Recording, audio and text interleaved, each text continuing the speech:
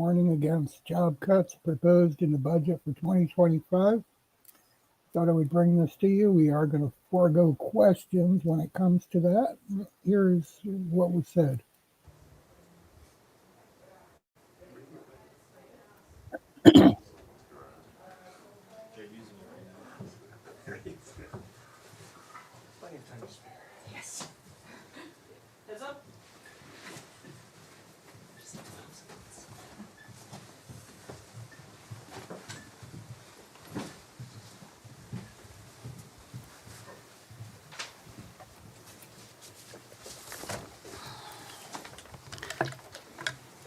Good morning, everyone, and thank you for joining us.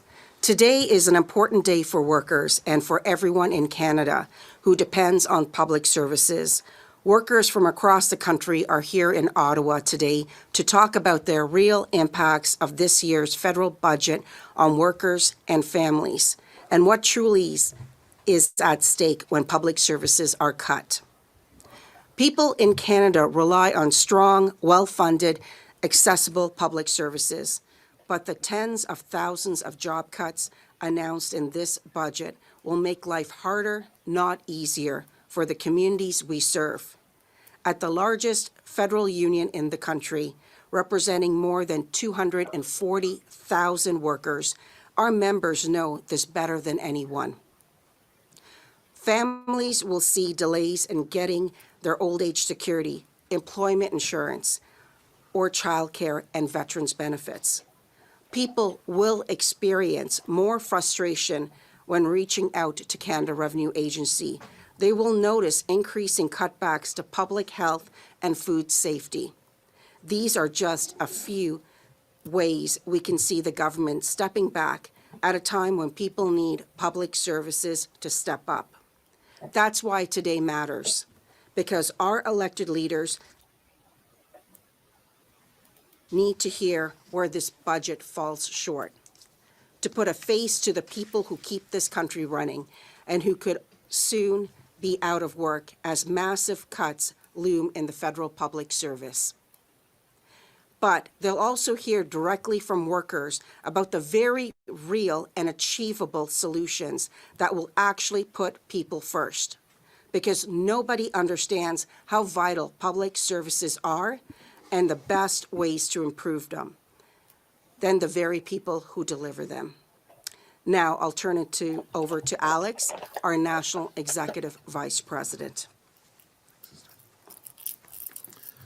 Merci Sharon. Bonjour tout le monde. Merci d'être là. Si on est ici aujourd'hui, si on s'engage dans le lobbying, c'est parce qu'on croit que ça marche. On croit qu'un vrai changement est possible quand les travailleuses et travailleurs et les communautés s'enlignent ensemble dans la même direction et réclament mieux de leur gouvernement. On sait que le militantisme et le lobbying, ça produit des résultats. Mais seulement quand nos élus nous écoutent vraiment. Et surtout, quand ils sont poussés à prendre action. N'oublions jamais que les victoires et le progrès dont les travailleurs et les syndicats ont vu sur les lois anti-abuseurs de grève, sur les assurances médicaments, sur les soins dentaires ou les services de garde accessibles, c'est pas arrivé par magie. C'est pas le cas, pas pantoute.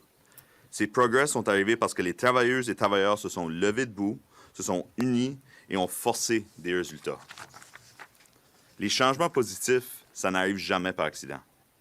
Pour exemple, dans ce budget, on voit que des milliers de premiers répondants dans la fonction publique pourront enfin avoir droit à une retraite équitable. Mais ça n'a pas été fait tout seul. Ça a seulement été fait après plus de 10 ans de lutte pour la retraite équitable. C'est une victoire pour ces travailleuses et travailleurs trop longtemps ignorés. On a accueilli aussi un crédit d'impôt pour les préposés aux soins. C'est un vrai pas vers l'avant pour les travailleurs à travers le pays ainsi que nos membres dans le nord du Canada. Mais soyons clairs, c'est seulement une goutte d'eau dans l'océan comparé aux investissements qu'on a besoin dans les communautés au nord que ces communautés ont réellement besoin. En plus de notre système de santé qui est déjà étiré jusqu'à son point. À la fin de la journée, la FPC, on continue de dire haut et fort que ce budget ne met pas le peuple en premier. La population canadienne n'a pas voté pour un gouvernement qui coupe dans les services publics, tout en offrant des cadeaux aux méga-entreprises et les ultra-riches. Les Canadiens ont voté pour un gouvernement qui rend leur vie plus abordable, Un gouvernement qui sera là et qui sera prêt quand ils en ont besoin. Les Canadiens et Canadiennes méritent mieux. Les travailleurs et leurs familles méritent mieux. Et maintenant, j'aimerais inviter Bria Bersinkoff, employée de l'Agence des services frontaliers du Canada, membre de la FPC et du Syndicat des douanes et de l'immigration, à expliquer en quoi les prestations de retraite équitables changent la vie des travailleurs et pourquoi écouter les travailleurs, c'est essentiel. Bria?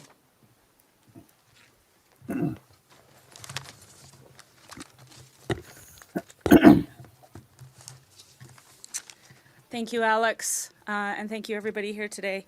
My name is Bria Barasinkoff. I am a Border Services Officer at the Port of Willow Creek in Saskatchewan, so a very small port in southwest Saskatchewan.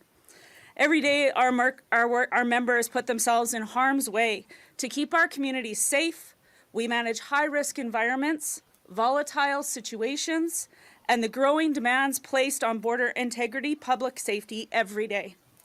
For years, CIU and PSAC have worked to make 25 and out retirement eligibility a reality for our members. For far too long, we've endured physical and psychological injuries that our peers in equal communities have not endured. This now brings us in line with law enforcement and public safety personnel across the country. We welcome the commitment from the government. This means that CIU members, as well as other PSAC frontline workers, will finally be able to retire with dignity after 25 years of service without financial penalties. We also want to thank the current government for working with us to make this a long-awaited, decade-long fight, but it is a long-awaited reality. Beyond this success, members, PSAC and CIU members, rest assured that we will continue to fight for our members' jobs and all the workers' rights, including our constitutional rights to organize and to bargain collectively and fairly. We urge the government to continue to support those who protect Canadians, along with all federal public service workers. Thank you, and I'll turn it over to Sharon. Thank you so much, Bria, for talking to us about how this legislation impacts workers and why lobbying is so important. I'd like to now introduce Julienne Nobert, a tax worker at Canada Revenue Agency, who will speak to the crisis hitting public services around the country right now.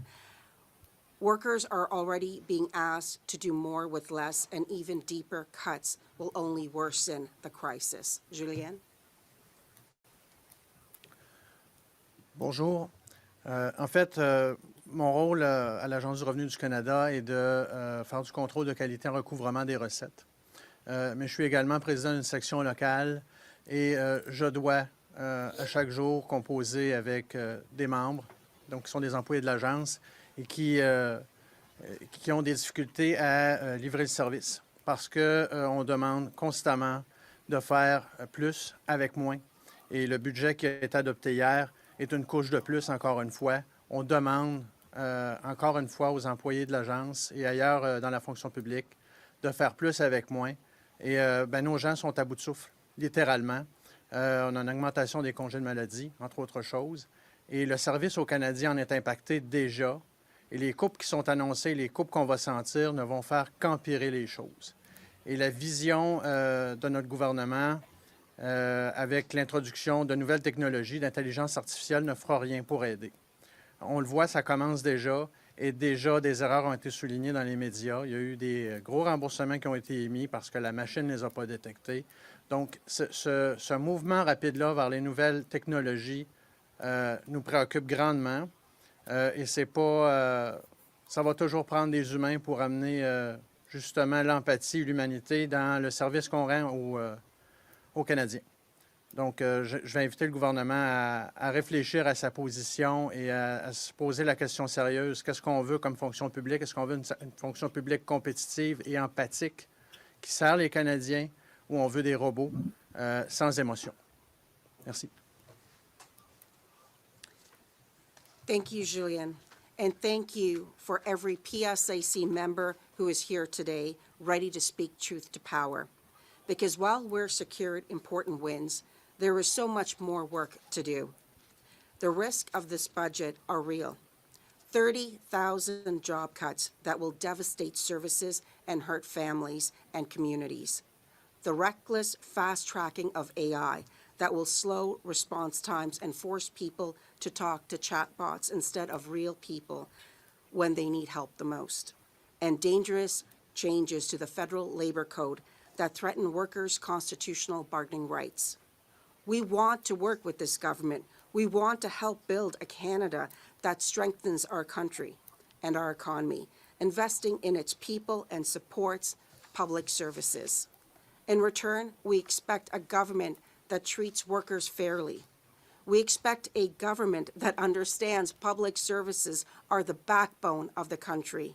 And we expect a government that listens to the people delivering those programs.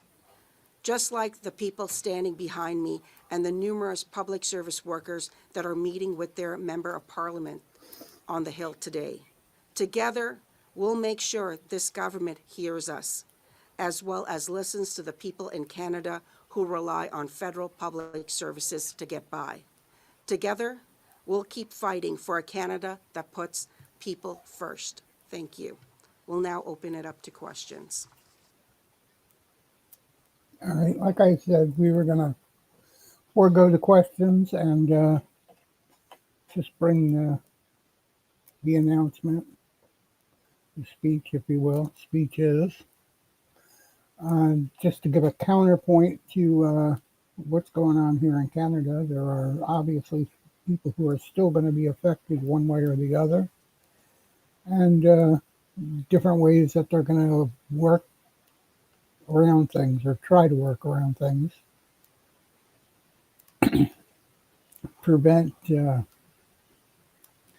as many job cuts as possible. The idea is to build Canada strong and to build up jobs and business in Canada. So anyway, that's what we brought you. It's just another side of what's going on here with the budget. And we'll see you later. Have a good one. Bye.